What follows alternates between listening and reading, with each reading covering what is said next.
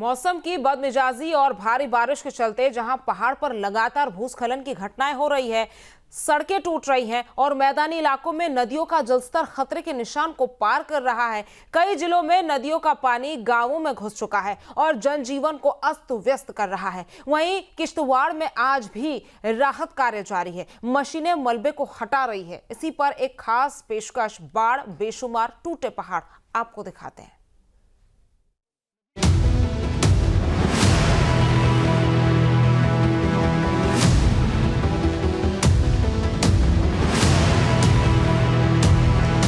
यमुना की लहरों ने बढ़ाया डर। घर, गली, दुकान में पानी ही पानी। दिल्ली में मंडराता सैलाबी संकट। यमुना का रौद्र रूप आज डरा रहा है, क्योंकि यमुना नदी अपनी सीमाओं के पार जाकर बहना शुरू कर चुकी है। लोगों के घरों में पानी घुस चुका है और पानी चिंताओं को जन्म भी दे रहा है। हथनीकुंड बैराज से लाखों क्यूसेक पानी छोड़ा जा चुका है और ये पानी अब धीमे धीमे दिल्ली की ओर पहुंच रहा है। ऐसे में दिल्ली पर सैलाबी संकट का खतरा मंडरा रहा है। ये दिल्ली का यमुना बाजार इलाका है। यहाँ पर यमुना नदी अपने उफान पर बह रही है। लोगों के घरों में पानी घुस चुका है। आने जाने में काफी समस्या हो रही है। यमुना के जल स्तर में लगातार बढ़ोतरी हो रही है। इस समय हम यमुना बाजार के इलाके में हैं, जहां पर यमुना ने अपना रौद्र रूप दिखाना शुरू कर दिया है। जहां पर हम मौजूद हैं, दरअसल ये इलाका सबसे ज्यादा बाढ़ प्रभावित रहता है। मेरे पीछे जो आप देख रहे हैं, ये यमुना का रौद्र रूप है। यमुना लगातार बढ़ती जा रही है और जिस तरह से हथनीकुंड बैराज से पानी छोड़ा जा रहा है, उसके बाद से आप लगातार देखेंगे इस इलाके में काफी ज्यादा पानी अंदर आ चुका है। 2023 जैसी स्थिति जरूर बनती हुई दिखाई दे रही है, लेकिन थोड़ा सा अभी उस खतरे से हम दूर हैं। अब ये इलाका यमुना नदी की सीमाओं में आ चुका है। गली गली में यमुना की लहरें देखी जा सकती हैं। लोग इस संकट की घड़ी में चिंता में हैं, डरे हैं कि कहीं हालात बिगड़े तो फिर क्या होगा। इस समय यमुना के जलस्तर की बात की जाए तो करीब 205.73 है, यानी कि 206 का लेवल कम जरूर हुआ है, लेकिन खतरा कम नहीं हुआ है। अब हम आपको एक कॉलोनी में लेके चलते हैं। कॉलोनी में हम आपको दिखाएंगे, लोगों से बात कराएंगे जिनका मकान धीरे धीरे अब डूबने लगा है। ये एक कॉलोनी का मुख्य द्वार है और यमुना के आसपास के ये इलाके हैं। यहाँ पर लोग बड़ी संख्या में रहते हैं, खास तौर पे रोजमर्रा की जिंदगी जीने वाले वो लोग जो कि अपना रोजाना काम करके गुजर बसर करते हैं। ऐसे में लोगों को इस तरह से मूवमेंट करना पड़ रहा है। आप कहाँ रहते हैं? ये यमुना बाजार। अच्छा, ये बताइए कि क्या स्थिति है, कब से पानी बढ़ा है? ये कल से पानी बढ़ा है। कल से पानी बढ़ा है, तो क्या मुश्किल हो रही है घर में रहना या ऊंचे इलाकों में जाना? पानी आ गए तो मुश्किल तो होना ही है। हाँ, इस वजह बच्चे भी छोटे छोटे हैं।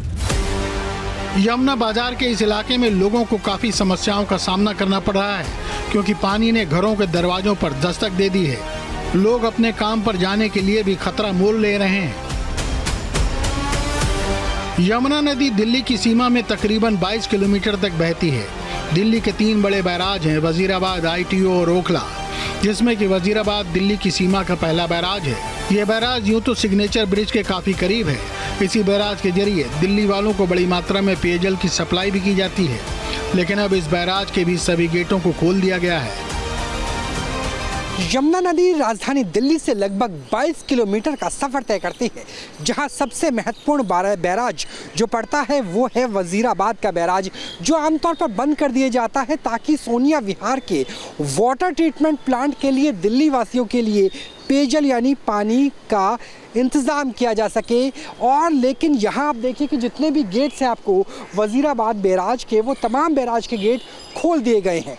इन गेट्स को खोलने के पीछे की वजह यह है कि हथनीकुंड बैराज से जितने 18 गेट से लाखों क्यूसेक पानी आ रहा है, वो बेरोक-टोक दिल्ली की दहलीज यानी पहला बैराज जहां मौजूद है वजीराबाद का, इसके बाद ITO का पड़ता है और उसके बाद ओखला का पड़ता है। यानी कुल मिलाकर के यमुना नदी जब दिल्ली से गुजरती है तो 3 बैराज पड़ते हैं और तीनों ही बैराज के जो द्वार है, गेट है, वो खोल दिए गए हैं ताकि यमुना का पानी तेज गति से आए। और सिर्फ दिल्ली का यही बैराज नहीं, बल्कि ITO बैराज भी लबालब है। हथनी कुंड से छोड़ा गया लाखों क्यूसेक पानी पूर्ण तौर से मंगलवार शाम तक दिल्ली पहुंच जाएगा। इसी को लेकर दिल्ली के तीनों बैराज के गेटों को खोल दिया गया है ताकि पानी यूपी और हरियाणा की ओर बढ़ता रहे।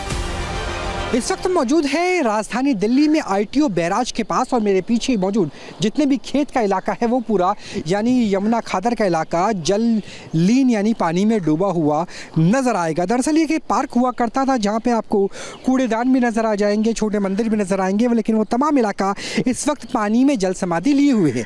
सबसे महत्वपूर्ण है आईटीओ का बैराज, जिससे पहले अपने वजीराबाद का बैराज दिखाया था, अब आईटीओ का बैराज देख लीजिए। ये सबसे महत्वपूर्ण इसलिए है क्योंकि जब 2023 में यानी ठीक आज से 2 साल पहले यमुना नदी उफान पे थी और यमुना का जलस्तर 208 मीटर से भी ज़्यादा हो गया था, यानी मौजूदा करीब 206 मीटर से भी 2 मीटर ज़्यादा 9 फुट ज़्यादा।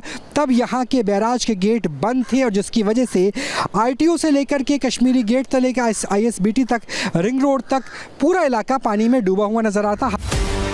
नोएडा में भी हथनी कुंड बैराज से पानी छोड़े जाने का असर यमुना में दिख रहा है। जलस्तर बढ़ने से बाढ़ का संकट बढ़ गया है। नोएडा के 25 गांव बाढ़ की चपेट में आने का अंदेशा बना हुआ है, जिसके चलते प्रशासन ने राहत कार्य शुरू कर दिए हैं। हथनी कुंड बैराज से लगातार छोड़े जा रहे पानी के बाद यमुना का जलस्तर खतरे के निशान से ऊपर पहुंच गया है और दिल्ली और उसके आसपास के इलाकों में 1 लाख क्यूसिक से ज़्यादा पानी पहुंच चुका है, जिसके चलते दिल्ली और नोएडा के कई निचले इलाकों में पानी आना शुरू हो गया है।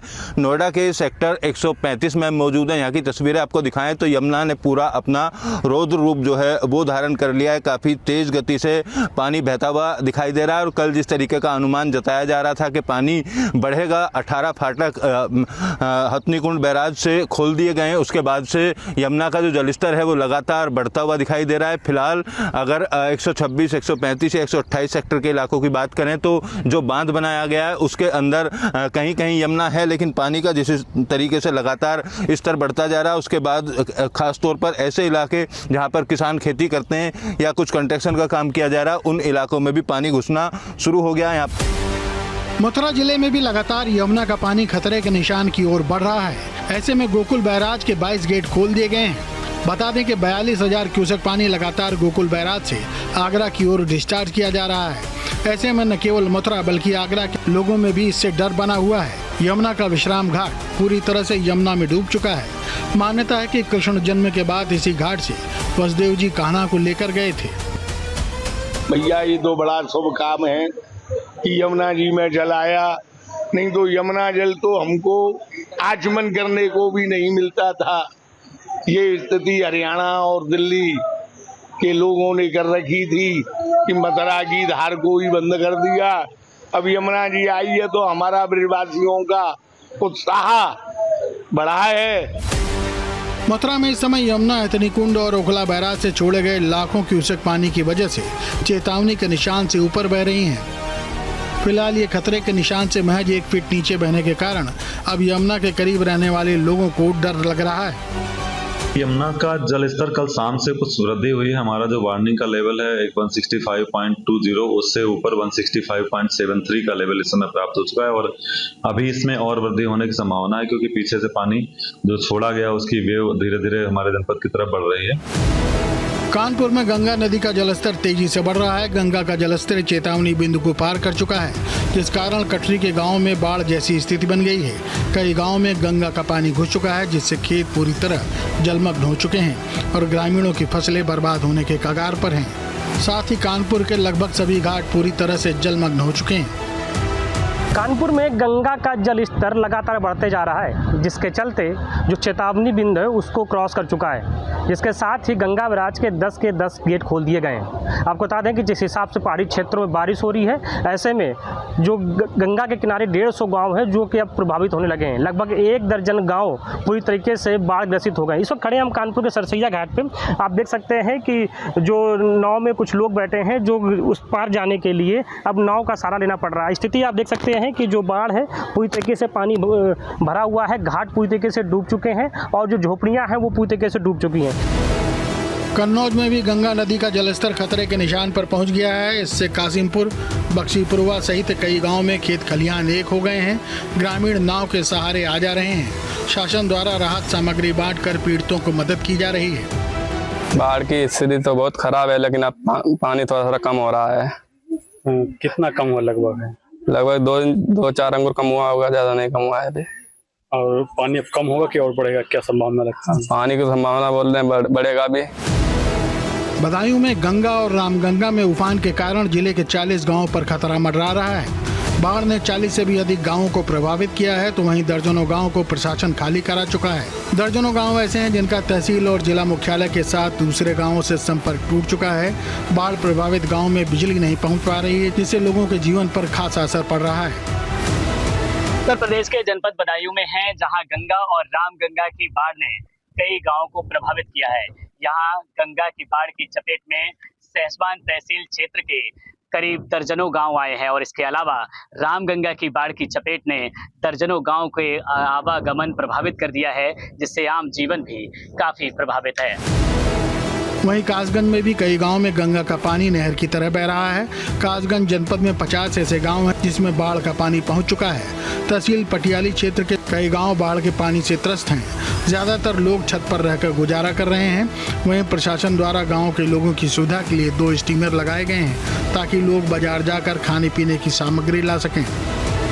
पहाड़ों पर हो रही लगातार बारिश से कासगंज जनपद में तबाही सी फैल गई है। कासगंज जनपद में आपको बता दें लगभग 50 गांव ऐसे हैं जहां पर बाढ़ की स्थिति पहुंच चुकी है। गांवों पर पानी पहुंच चुका है। सभी गांव वाले परेशान हैं क्योंकि गांव में पानी पहुंच चुके हैं। आवागमन भी बंद हो चुका है, सड़कें भी टूट चुकी हैं, पुलियां भी टूट चुकी हैं। बात फर्रुखाबाद की करें तो फर्रुखाबाद की 2 लाख से अधिक आबादी बाढ़ से प्रभावित है। 230 से अधिक विद्यालय में शिक्षण कार्य प्रभावित हो रहा है। 300 गांव में बिजली प्रभावित हुई है, जो पिछले 10 दिनों से बंद है। फर्रुखाबाद में गंगा जी के जलस्तर पर खतरे का निशान 137.10 मीटर है, जो इस समय 137.40 पर पहुंच चुका है। जिला प्रशासन ने स्वास्थ्य विभाग की 16 रैपिड रिस्पांस टीमों को लगाया है। इस समय बाढ़ का प्रकोप चारों तरफ दिखाई दे रहा है। यहाँ जो बाढ़ क्षेत्र है उसमें 2 लाख से अधिक की आबादी प्रभावित हुई है और 225 से अधिक विद्यालय जो है इनमें शिक्षण कार्य प्रभावित हुआ है और 300 गांव से अधिक है जहां बिजली की समस्या बनी हुई है। पिछले कुछ दिनों से अरब महासागर में बदले वातावरण का सीधा असर महाराष्ट्र पर दिखा है। मुंबई समंदर के किनारे बसा है, लेकिन इस वक्त मुंबई खुद किसी समंदर से कम नहीं लग रहा। 2 दिनों से हो रही बारिश के बाद मुंबई की सड़कों पर पानी का कब्जा हो गया है। पौष इलाके से लेकर पिछड़े इलाकों तक सड़कों में, गलियों में हर तरफ पानी ही पानी है। सड़कों से पानी निकालने के लिए मशीनें लगी हुई हैं। बसें आधी डूबी हुई हैं और बसों के अंदर तक पानी भरा हुआ है। मुंबई में लगातार बारिश का कहर जारी है और पिछले 2 दिन से मुंबई में आप देख सकते हैं कि पूरी तरह से मुंबई पानी से लबालब हो गई है। पिछले 3 दिन से यहाँ मुंबई शहर में पूरी तरह से पानी जो है वो जमा हुआ दिखाई दे रहा है। बीएमसी के कई पंप जो है वो यहाँ पानी निकालने की कोशिश कर रहे हैं और घुटने भर पानी में सारे जो यातायात है वो शुरू है। आप देख सकते हो यहाँ कई गाड़ियाँ जो है वो बंद है। पुलिस की टोइंग वैन यहाँ जगह जगह चप्पे चप्पे पर है। अंधेरी सबवे हो, किंग सर्कल हो, चुनाभट्टी हो, घाटकों पर हो या भांडुप के निचले इलाके में कई जगह पानी भरा हुआ है। आप देख सकते हैं इस तरह से ये पूरा पानी से भरा हुआ जो इलाका है ये देख सकते हैं आप। पिछले 3 दिन से ये बारिश गिर रही है और आने वाले 2 दिन तक यानी आज और कल मुंबई शहर को रेड अलर्ट दिया गया है। ये नज़ारा सायन के भाऊ दाजी मार्ग का है, जहां 2 दिनों से पानी भरा हुआ है, जिस कारण यहां का जनजीवन अस्त व्यस्त हो गया है।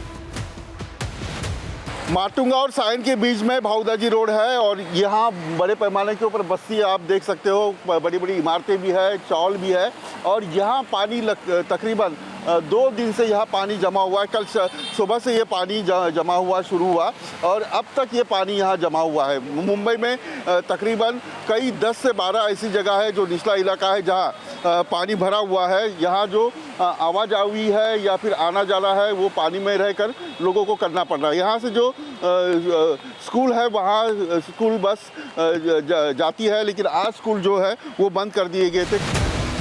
ये नज़ारा है मुंबई के मिलिंद नगर फिल्टर पाड़ा पवई में मीठी नदी का, जिसमें एक शख्स गिर गया है। उसे निकालने के लिए कुछ लोग कोशिश कर रहे हैं, लेकिन वो तेज बहाव में बहा चला जा रहा है।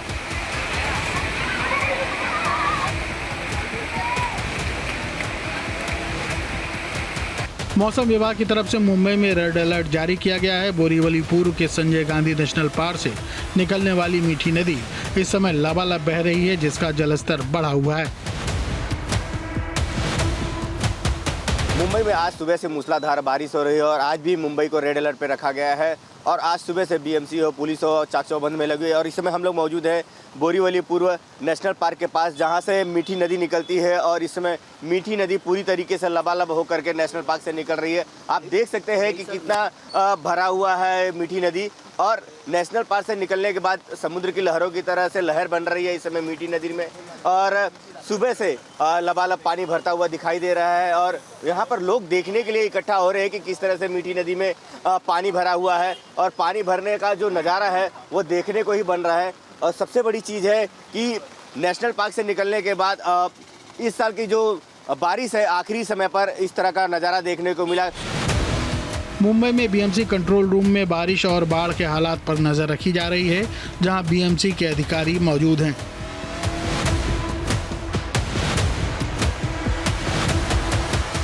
मुंबई के दहशत पूर्व link Anand Nagar metro station के नीचे लिंक रोड पर करीब घुटने तक पानी भरा हुआ है, जिससे वाहनों को आने जाने में दिक्कत का सामना करना पड़ रहा है। पानी के अंदर बाइक ले जाने पर बाइक बंद हो जा रही। मुंबई में आज मूसलाधार बारिश का आज दूसरा दिन है। दूसरे दिन भी मुंबई में मूसलाधार बारिश हो रही है। और जहां तक मौसम विभाग की तरफ से रेड अलर्ट दिया गया था, आज दूसरे दिन बाद मुंबई के हम लोग दहिसर पूर्व आनंद नगर मेट्रो इलाके के पास खड़े, जहां पर आप देख सकते हैं कि मूसलाधार बारिश की वजह से पूरा का पूरा लिंक रोड इसमें पानी से डूबा हुआ है। और पानी से डूबने की वजह से जो बड़ी गाड़ियां हैं वो निकल जा रही है, लेकिन जो छोटी गाड़ियां हैं उनको आने जाने में काफ़ी दिक्कतों का सामना करना पड़ रहा है। मुंबई में सब लोग पानी से परेशान हो ऐसा भी नहीं है। इन्हीं को देख लीजिए, सड़क पर जब तैरने की सुविधा हो गई तो भला पैदल क्यों चलें, सो तैरने लग गए। अब आपको दिखाते हैं मुंबई के अंडरपास की तस्वीरें। अंधेरी में बारिश के कारण अंधेरी सबवे पर जलभराव की स्थिति देखने को मिल रही है। यहाँ अक्सर जलभराव हो जाता है। वहीं नवी मुंबई के कोपर खैराना अंडरपास पर भी पानी भरा है, जहाँ वाहनों का आना जाना जारी है।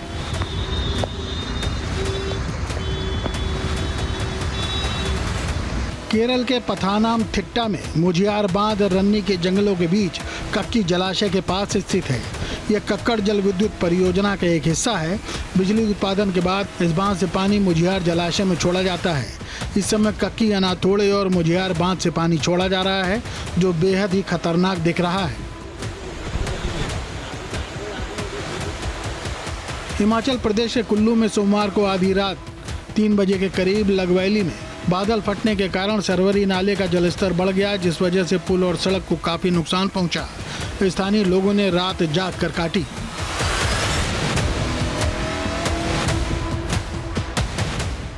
कुल्लू जिले में सरवरी में फ्लैश फ्लड से सड़क का एक हिस्सा टूट गया। वहीं भूतनाथ मंदिर के पास बस स्टैंड को जोड़ने वाली सड़क पर गहरी दरारें पड़ गईं।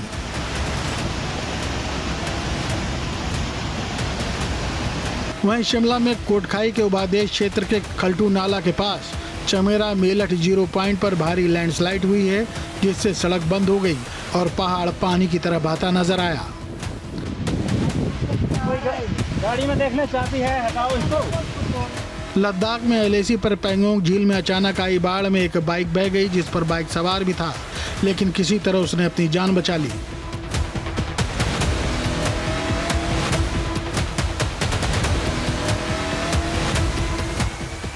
जम्मू कश्मीर के रियासी में भूस्खलन का मामला सामने आया है। धर्मादी से माहौर जाने वाले रास्ते पर मलाई मोड़ के पास सड़क पर पहाड़ टूट कर गिरा है। इधर फाका लगेगा, इधर 50 रुपए की चीज है। राजौरी शहर के दस्सल कराइयां क्षेत्र में सोमवार को 20 साल का युवक नदी पार करते समय बह गया था। युवक की पहचान आतिफ शाह निवासी दस्सल कराइयां के रूप में हुई है। मंगलवार को भी युवक की खोज का काम जारी रहा। इसमें एनडीआरएफ के साथ साथ स्थानीय प्रशासन और जम्मू पुलिस शामिल रहे। किश्तवाड़ के चिशोती में बादल फटने की घटना को मंगलवार को 6 दिन हो गए। मलबे में सांसों की तलाश जारी है। आपदा में अपनों को खोने वालों की आंखें नम हैं और मन हताश है, लेकिन उम्मीद बाकी है। चिशोती में करीब 1 दर्जन जेसीबी और भारी मशीनों की मदद से मलबे को हटाने का काम चल रहा है।